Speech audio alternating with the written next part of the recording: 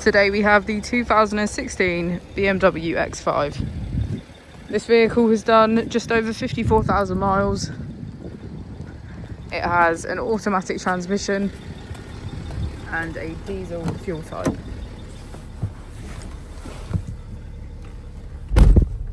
To the left of our steering wheel, we have cruise control as a feature, as well as our keyless ignition. On the right, we have voice control, automatic wipers, and automatic headlights. Moving on to our screen, we can access navigation, communication, and media. We also have connected drive, my vehicle, and notifications. If we put the vehicle into reverse, we can see that it comes with a parking camera with front and rear parking sensors. Just below is our dual zone climate control with heated seats on either side.